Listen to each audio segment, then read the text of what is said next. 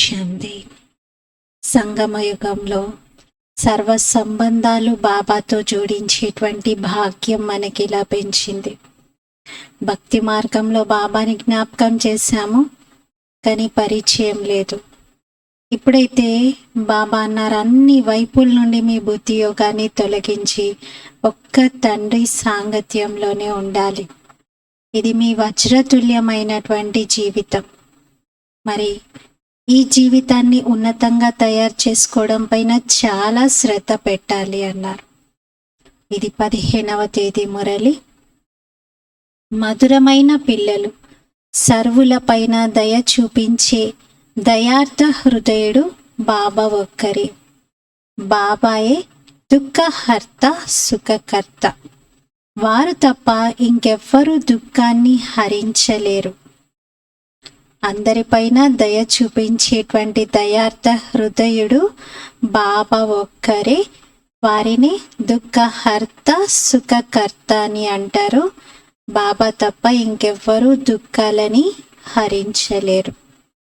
భక్తి మార్గంలో her her Mahadev అన్నారు. దేవాది దేవుడు, మహాదేవుడైనటువంటి ఆ పరమశివుడే హరించేవాడు, దుఃఖాలను హరించి సుఖమిచ్చేటువంటి వాడు. ఇది మహిమ రూపంలో మనం భక్తి మార్గంలో విన్నాం, కానీ ఇక్కడ ప్రాక్టికల్గా మనకు అనుభవం అవుతుంది కదా, బాబా ఎంత సుఖమిస్తారు అనేది. ప్రశ్న: భక్తి మార్గంలోనూ జ్ఞాన మార్గంలోనూ రెండిటిలోనూ దత్తత తీసుకునే ఆచారం ఉంది, కానీ రెండిటికి తేడా ఏమిటి? భక్తి మార్గంలో కూడా దత్తత తీసుకోవడం ఉంటుంది, ఇక్కడ జ్ఞాన మార్గంలో కూడా ఉంటుంది. తేడా ఏంటి అంటున్నాడు. జవాబు: భక్తి మార్గంలో ఎవరికైనా దత్తత అయితే గురు శిష్య సంబంధం ఉంటుంది. సన్యాసులు కూడా దత్తత అయినప్పుడు తమను అనుచరులుగానే పిలుచుకుంటారు. కానీ జ్ఞాన మార్గంలో మీరు అనుచరులు లేక శిష్యులుగా కాదు, మీరు బాబాకు పిల్లలుగా అవుతారు. పిల్లలుగా అవ్వడము అనగా వారసత్వానికి అధికారులుగా అవ్వడం. భక్తి మార్గంలో సన్యాసుల వద్ద ఎంతో మంది గురువుల వద్ద వెళ్ళి సన్యాసం తీసుకొని అక్కడ దత్తత అవుతారు. ఇంకా పేరు కూడా మారుతుంది వారిది, కానీ గురు శిష్య సంబంధమే కొనసాగుతుంది. మనం మాత్రం బాబాకు పిల్లలుగా అవుతాము. మనమేమి ఇక్కడ బాబాను గురువు అని ఇంకేదో శిష్యుని సంబంధాన్ని జోడించాం, పిల్లలుగా భావిస్తాం. బాబా మనకి సద్గురువై సద్గతిని ఇస్తారు, కానీ బాబా మనకి ముందు తండ్రి. అందుకే వారసత్వం యొక్క నశాలో ఉంటాం, బాబాకు వారసులుగా ఉంటాం. పాట: ఓం నమః శివాయ. ఓం శాంతి. పిల్లలు పాట విన్నారు.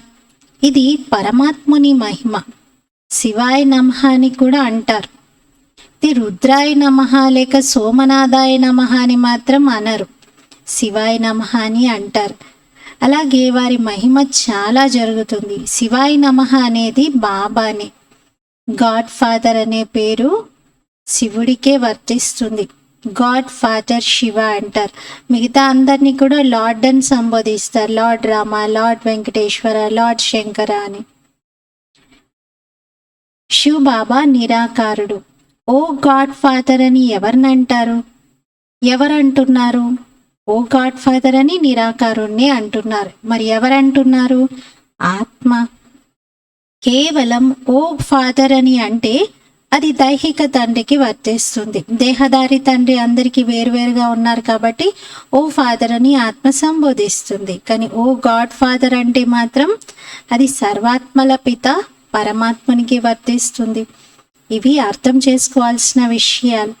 దైవాత్మలను పారస బుద్ధి కలవారు అని అంటారు. దేవతలు విశ్వాధిపతులుగా ఉండేటువంటి వారు. ఇప్పుడైతే అలా అధిపతులుగా లేరు. భారతదేశానికి ఇప్పుడు అసలు నాథుడే లేరు. రాజును కూడా తండ్రి, అన్నదాత అని అంటారు. ఇప్పుడు అసలు రాజులే లేరు. అందుకే శివాయ నమః అని ఎవరన్నారు? మరి వీరు తండ్రి అని ఎలా తెలుస్తుంది? బ్రహ్మ కుమారీలైతే చాలామంది ఉన్నారు. వారంతా శివబాబాకు మనవళ్ళు మనవరాళ్ళుగా ఉన్నారు. బ్రహ్మ ద్వారా వారిని దత్తత తీసుకుంటారు. మేం బ్రహ్మకుమారి కుమారులము అని అందరూ అంటారు. అచ్చా, బ్రహ్మ ఎవరి సంతానం మరి? శివుని పుత్రుడు. బ్రహ్మ విష్ణు శంకర్లు ముగ్గురు శివుని పుత్రులే. శివబాబా ఉన్నతోన్నతమైన భగవంతుడు. వారు నిరాకారి వతనంలో ఉంటారు. బ్రహ్మ విష్ణు శంకర్లు సూక్ష్మ వతన్వాసులు. సరే, మనుష్య సృష్టిని ఎలా రచించారు మరి? ఈ ప్రశ్న అడిగితే డ్రామా అనుసారంగా నేను బ్రహ్మ యొక్క సాధారణ తనువులోకి ప్రవేశించి ఇతన్ని ప్రజాపితగా తయారు చేస్తాను అని బాబా చెప్తారు. ఎవరికైతే బ్రహ్మ అన్న పేరు ఇవ్వబడిందో అతనిలోకి నేను ప్రవేశించాలి. దత్తత తీసుకున్న తర్వాత పేరు మారిపోతుంది కదా. సన్యాసులు కూడా పేరును మారుస్తారు. మొదట గృహస్థీల వద్ద జన్మ తీసుకుంటారు. మళ్ళీ సంస్కారాల అనుసారంగా బాల్యంలోనే శాస్త్రాలు మొదలైనవి చదువుతారు. ఆ తర్వాత వైరాగ్యం కలుగుతుంది. దాంతో సన్యాసుల వద్దకు వెళ్ళి దత్తత అవుతారు. ఇంకా వీరే నా గురువు అని అంటారు. అలా ఎంతమంది బాల్యంలోనే వెళ్ళిపోయిన వాళ్ళు ఉన్నారు. స్వామి వివేకానంద కూడా నరేంద్రుడిగా ఉండేవారు. ఎప్పుడైతే రామకృష్ణ పరమహంస దగ్గరికి వెళ్ళారో అప్పుడు అతను వివేకానందునిగా మారాడు. అయితే దత్తత తీసుకోబడిన తర్వాత వారిని తండ్రి అని అనరు. వారిని తమ గురువుగానే భావిస్తారు. స్వయాన్నేమో వారి శిష్యునిగా భావిస్తారు. శిష్యుడు లేక అనుచరుడిగా అవుతారు. నీవు నా శిష్యుడివి లేక అనుచరుడివి అని అంటూ గురువు దత్తత తీసుకుంటాడు. కానీ మీరైతే నా పిల్లలు, నాకు వారసులు, నాకు యజమానులు అని బాబా ఎంత బాగా మనల్ని స్వీకరిస్తున్నారు. ఇక్కడ బాబా మీరు నా అనుచరులు అని అనరు. ఆత్మైన మీరు భక్తి మార్గంలో బాబాను పిలుస్తూ వచ్చారు. ఎందుకంటే ఇక్కడ దుఃఖం చాలా ఉంది. త్రాహి త్రాహి అంటూ ఆర్తనాదాలు చేస్తూ ఉంటారు. పతిత పావనుడైతే బాబా ఒక్కరే. నిరాకారుడైన శివుడికి ఆత్మ నమస్కరిస్తుంది. అందుకే వారు తండ్రి కదా. తల్లివి నీవే, తండ్రివి నీవే అని నిరాకారుడైనటువంటి భగవంతుని విషయంలోనే గాయనం చేస్తారు. తండ్రి ఉన్నప్పుడు మరి తల్లి కూడా తప్పకుండా కావాలి కదా. మాతాపితలు లేకుండా రచన అనేది ఉండజాలదు. తండ్రి పిల్లల వద్దకు రావాల్సిందే. ఈ సృష్టి చక్రం ఎలా పునరావృతమవుతుందో దీని ఆది మధ్యాంతాలు మీరు తెలుసుకోవాలి. దీనినే త్రికాలదర్శిగా అవ్వటమని అంటారు. ఎన్నో కోట్లాది మంది నటులున్నారు. ఎవరి పాత్ర వారిది. ఇదైతే అనంతమైన బేహద్ డ్రామా. నేను దీనికి రచయితను, డైరెక్టర్ని, ప్రిన్సిపల్ యాక్టర్ని, ముఖ్యమైన యాక్టర్ని కూడా అంటారు బాబా. ఇప్పుడు నేను పాత్రని అభినయిస్తూ ఉన్నాను కదా. నా ఆత్మను పరమ అని అంటారు, అంటే సుప్రీం అని చెప్తారు. ఆత్మ మరియు పరమాత్మ రూపం అయితే ఒకటే. నిజానికి ఆత్మ ఒక బిందు రూపం. బ్రుకుటి మధ్యలో ఆత్మ నక్షత్రం సమానంగా ఉంటుంది. చాలా సూక్ష్మంగా. ఆత్మను అసలు కళ్ళతోని చూడలేరు. ఆత్మ ఎంత సూక్ష్మమైనదో పరమాత్మ తండ్రి కూడా అంతే సూక్ష్మమైనటువంటి వారు. ఆత్మైన మీరు బిందు సమానంగా ఉంటారు. శివబాబా కూడా జ్యోతిర్బిందు రూపుడు. వారు కూడా బిందు సమానమే. కానీ నేను ఉన్నతోన్నతమైన వాణ్ణి అని బాబా అంటారు. నేను రచయితను, డైరెక్టర్ని, జ్ఞానసాగరుని. నాలో సృష్టి ఆది మధ్యాంతాల జ్ఞానం ఉంది. నేను జ్ఞాన స్వరూపమును, దయా సాగరుడను. అందరిపైన నేను దయ చూపిస్తాను. నేను అందరినీ సద్గతిలోకి తీసుకెళ్తాను. దుఃఖహర్త, సుఖకర్త ఒక్క బాబాయే. సత్యుగంలో దుఃఖితులెవరూ ఉండరు. అక్కడ కేవలం లక్ష్మీనారాయణల రాజ్యమే ఉంటుంది. బాబా చెప్తున్నాను, నేను ఈ సృష్టి రూపీ వృక్షానికి బీజ రూపుణ్ణి. ఉదాహరణకు మామిడి విత్తనం ఉంది. అది జడమైన బీజం. అది మాట్లాడదు. అది చైతన్యంగా లేదు. నా నుండి ఇంత పెద్ద వృక్షం వస్తుంది, నేను ఎంతో కాలం వరకు ఫలాలను ఇస్తూ నీడనిస్తూ ఉంటాను అని ఇలా మాట్లాడజాలదు. అది కూడా చైతన్యంగా ఉంటే నా నుండి ఈ విధంగా కొమ్మలు, ఆకులు వెలువడతాయి అని చెప్పేది కదా. కానీ శివబాబా బీజం మాత్రం చైతన్యమైన వారు. ఈ వృక్షాన్ని కల్పవృక్షం అంటారు. మనుష్య సృష్టి వృక్షం. దీనికి బీజం పరంపిత పరమాత్ముడు. నేను స్వయంగా వచ్చి దీని జ్ఞానాన్ని అర్థం చేయిస్తాను. పిల్లలను సదా సుఖంగా చేస్తాను. మాయ దుఃఖితులుగా తయారు చేస్తుంది. భక్తి మార్గం అయితే ఇప్పుడు సమాప్తమవుతుంది. డ్రామా తప్పకుండా పునరావృతం అవుతుంది. ఇది బేహద్ ప్రపంచం యొక్క హిస్టరీ, జాగ్రఫీ బాబా తెలియజేస్తున్నారు. చక్రం తిరుగుతూనే ఉంటుంది. కలియుగం మళ్ళీ సత్యుగంగా మారుతుంది. సృష్టి అయితే ఒక్కటే. భగవంతుడు తండ్రి కూడా ఒక్కరే. వారికి జన్మనిచ్చే తండ్రి అంటూ ఇంకెవరూ ఉండరు. వారే అందరికీ శిక్షకుడు. వారే చదివిస్తున్నారు. భగవాను వాచ, నేను మీకు రాజయోగాన్ని నేర్పిస్తాను. పిల్లలైన మీకు ఈ విషయాలన్నీ తెలుసు. మేము పరంపిత పరమాత్ముని దగ్గర చదువుకుంటున్నాం. మనుషులకు మాతాపిత గురించి అయితే తెలియదు. నిరాకారుడైన శివబాబాకు మేము నిరాకారి పిల్లలమనే విషయం మీకు తెలుసు. అలాగే మనం సాకార బ్రహ్మ పిల్లలం కూడా. నిరాకారి పిల్లలందరూ సోదరులు. మరి బ్రహ్మ పిల్లలందరూ శివబాబాకు మనం సంతానంగా భావిస్తే మనం అందరం బాయి బాయి అవుతాం. మరి బ్రహ్మ పిల్లలుగా భావిస్తే సోదరి సోదరులం, బాయి బెహన్ అంటాం. ఇది పవిత్రంగా ఉండేందుకు యుక్తి. సోదరి సోదరులు వికారాల్లోకి ఎలా వెళ్తారు? వికారాల అగ్ని రాజుకుంటుంది కదా, కామాగ్ని అని అంటారు. దాని నుండి రక్షించుకునేందుకు బాబా యుక్తి తెలియజేస్తారు. ఒకటేమో ప్రాప్తి చాలా ఉన్నతంగా ఉంది. తండ్రి శ్రీమతం పైన నడిస్తే బేహద్ తండ్రి వారసత్వాన్ని పొందుతాం. మరొకటి స్మృతితో ఆరోగ్యంగా అవుతాం. ఇలా బాబా 2 ప్రాప్తులున్నాయి అని చెప్తున్నారు. మీరు బేహద్దులో ప్రాప్తులను పొందుతున్నారు. ప్రాచీన భారతదేశ యోగము చాలా ప్రసిద్ధమైనది. నన్ను స్మృతి చేస్తూ చేస్తూ మీరు పవిత్రంగా అవుతారు. పాపాలు భస్మమైపోతాయని బాబా అంటారు. బాబా స్మృతిలో శరీరాన్ని విడిచిపెట్టినట్లయితే బాబా వద్దకే చేరుకుంటాం. ఈ పాత ప్రపంచమిక అంతమవుతూ ఉంది. ఇది ఆ మహాభారత యుద్ధమే. ఎవరైతే బాబాకు చెందిన వారిగా ఉన్నారో వారి విజయం తప్పనిసరిగా జరుగుతుంది.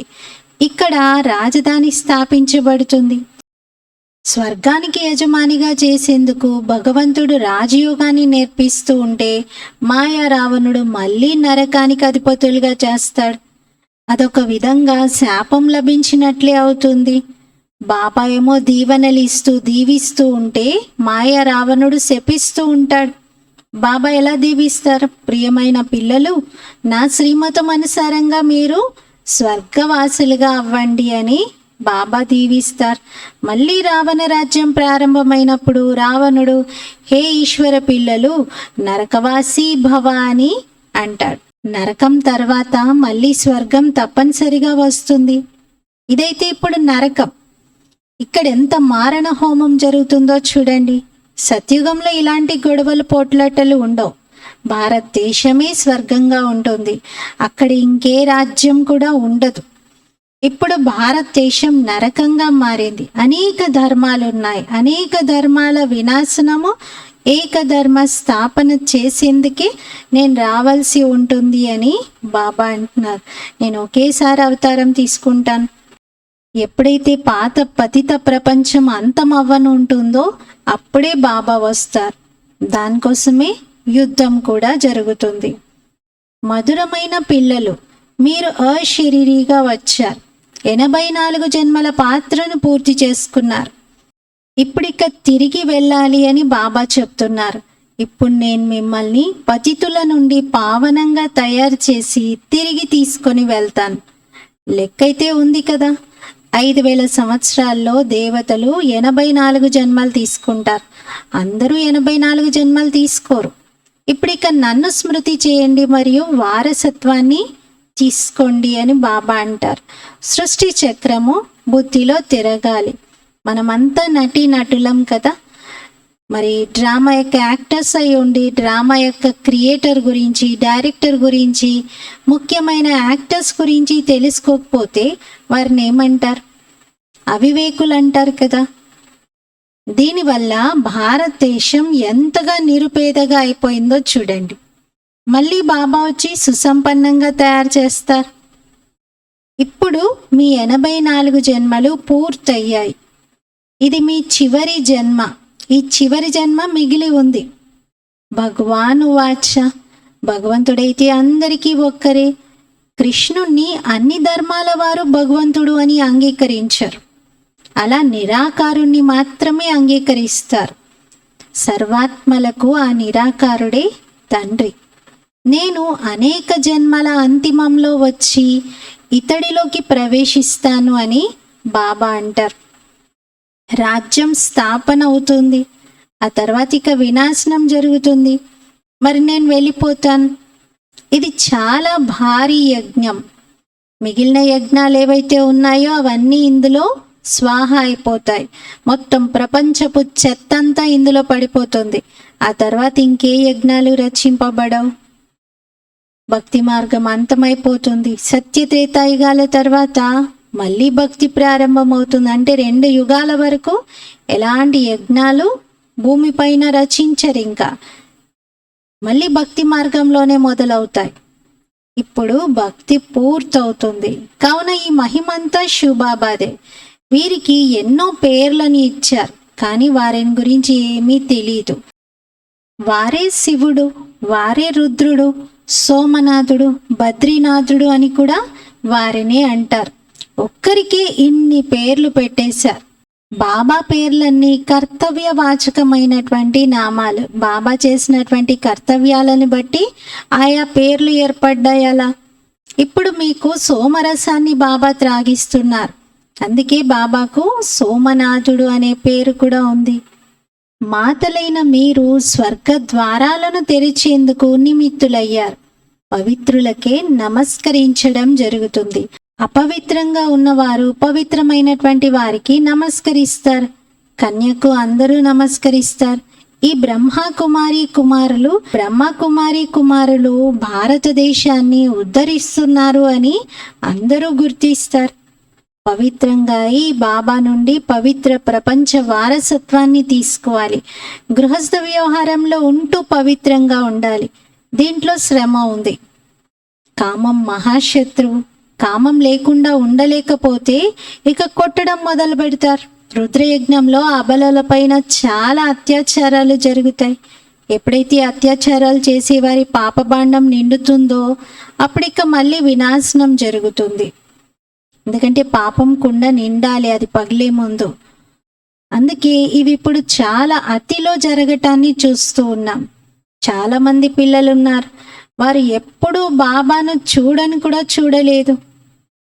కానీ బాబా, మీరు మాకు తెలుసు, మీ నుండి మేము వారసత్వాన్ని తీసుకునేందుకు తప్పనిసరిగా పవిత్రంగా ఉంటాము అని బాబాకు లెటర్ రాస్తారు.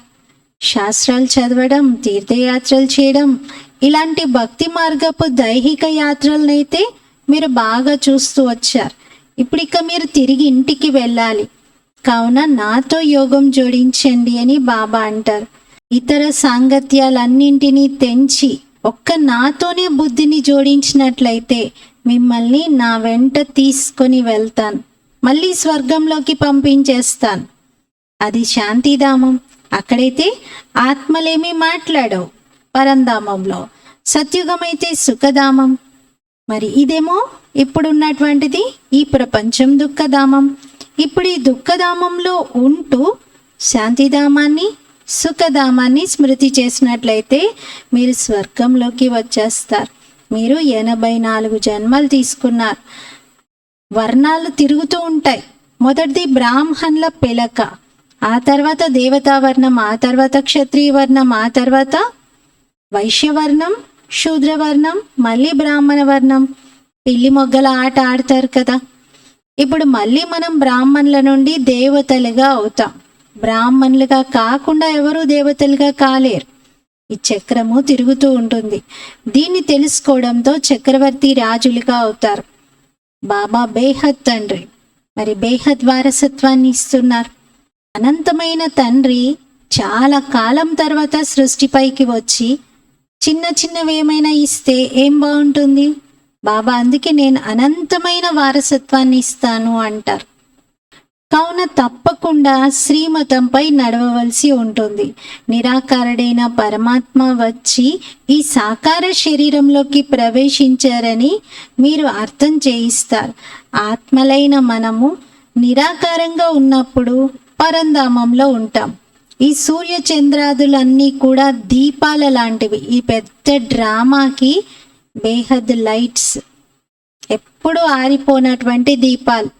సత్యత్రేతాయుగాల్లో కూడా అవే దీపాలు, ద్వాపర కలియుగాల్లో కూడా అవే దీపాలు. అసలు వాటిలో వోల్టేజ్లు తగ్గడం కానీ, ఆ బల్బులు మళ్ళీ మాడిపోవడం కానీ, మళ్ళీ కొత్తది రిప్లేస్ చేయడం కానీ అస్సలు జరగదు. న్యాచురల్ లైట్స్ అవి మొత్తం సృష్టి నాటకానికి. యుగ యుగాల నుండి ఎన్నిసార్లు కల్పం రిపీట్ అవుతుందో అన్నిసార్లు కూడా అలాగే ఇస్తూనే ఉంటాయి అవి. దీనిని అనంతమైన పగలు మరియు రాత్రి అని అంటారు. సత్యత్రేతాయుగాలు పగలు, ద్వాపర కలియుగాలు రాత్రి. బాబా వచ్చి సద్గతి మార్గాన్ని తెలియజేస్తారు. ఎంత బాగా వివరిస్తారు బాబా. సత్యయుగంలో సుఖం ఉంటుంది, ఆ తర్వాత కొద్ది కొద్దిగా తగ్గిపోతూ ఉంటుంది. సత్యయుగంలో 16 కళలు, త్రేతాయుగంలో 14 కళలు. ఇవన్నీ అర్థం చేసుకోవాల్సిన విషయాలు. అక్కడెప్పుడు అకాల మృత్యువు జరగదు. ఏడవలసిన, పోట్లాడుకోవాల్సిన అవసరమే ఉండదు. ఏదైనా అప్రాప్తి, ఏదైనా దొరకకపోతే కదా ఏడ్చేది, కానీ అక్కడ అటువంటిదేమీ ఉండదు. ఇక్కడ ఏదైతే చదువుకుంటున్నామో మొత్తం అంతా ఈ చదువుపైనే ఆధారపడి ఉంటుంది. చదువుతో మనుష్యుల నుండి మనం దేవతలుగా తయారవుతాం. భగవానులుగా తయారు చేసేందుకు బాబా చదివిస్తున్నారు. అదైతే పైసకు కూడా కొరవు గాని చదువు. ఈ కలియుగంలోని చదువులు ఇదైతే వజ్రతుల్యమైనది.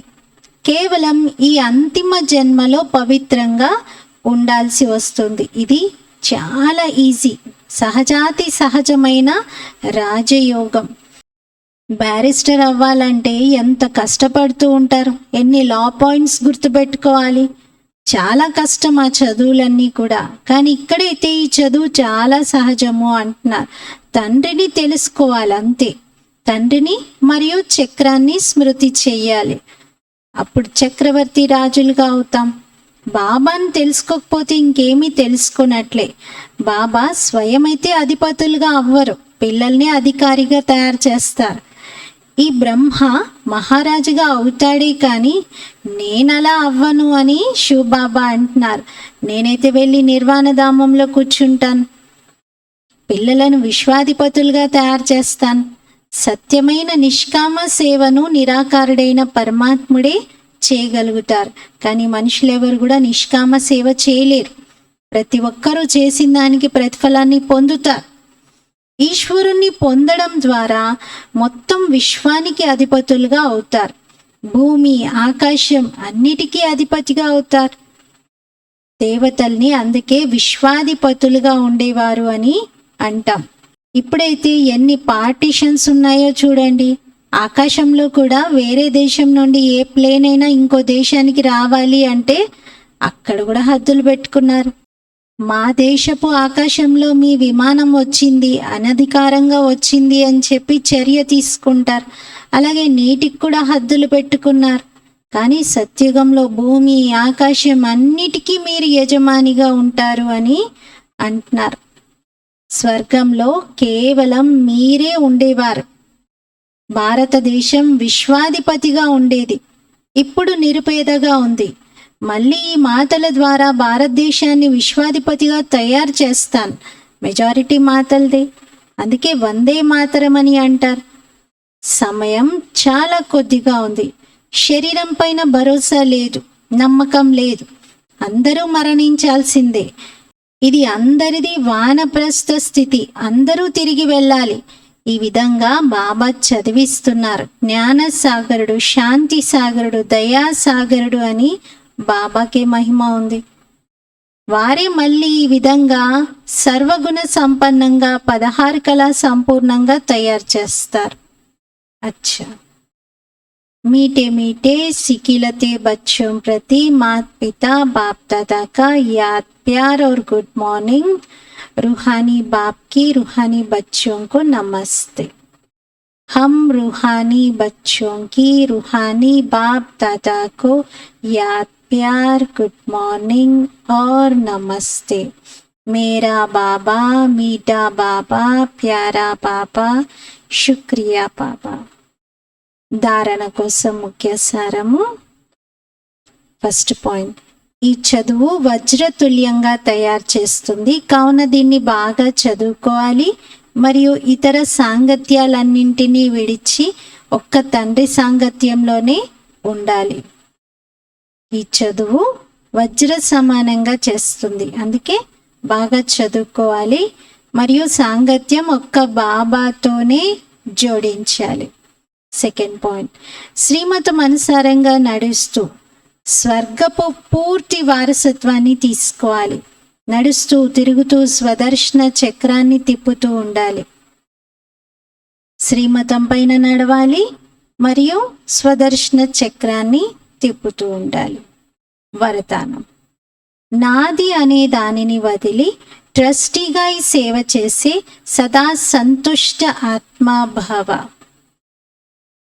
లౌకిక పరివారంలో ఉంటూ సేవ చేస్తూ కూడా నేను నిమిత్తంగా ఉన్నాను, సేవాదారిని అనేది గుర్తుండాలి. సేవ చేస్తూ కొంచెం కూడా నాది అన్న భావం ఉండకూడదు, అప్పుడే సంతుష్టంగా ఉంటారు. నాది అన్న భావం వచ్చినప్పుడు విసిగిపోతారు. నా కొడుకు ఇలా చేస్తున్నాడు, నా పిల్లలు ఇలా ఉన్నారు అని చింతిస్తూ ఉంటారు. కావున ఎక్కడైతే నాది అన్న భావం ఉంటుందో అక్కడ విసుగు తప్పనిసరిగా ఉంటుంది. మరియు ఎక్కడైతే నీది నీది అన్నది వస్తుందో అక్కడ ఈదులాడటం ఉంటుంది. నీది నీది అనటం అంటే స్వమానంలో ఉండటం, నాది నాది అంటే అభిమానంలోకి రావటం. మరి నీది నీది అంటూ మొత్తం బాబాదంతా నాదిగా చేసుకునే అవకాశం మనకి ఇక్కడ ఉంది. కేవలం బాబా ఒక చిన్న మాత్ర యొక్క పరివర్తన చేయండి చాలు అంటారు. నిమిత్తంగా ట్రస్టీగా ఉండండి. అలా ఉండడం వలన జన్మ జన్మల కోసం బాబా దగ్గర ఉన్నదంతా మనదిగా మారుతుంది, ఇప్పుడు కూడా భవిష్యత్తులో కూడా. స్లోగన్, బుద్ధిలో అన్ని వేళలా బాబా మరియు శ్రీమతంను స్మృతిలో ఉంచుకున్నట్లయితే హృదయపూర్వకంగా సమర్పితమైన ఆత్మ అని అంటారు.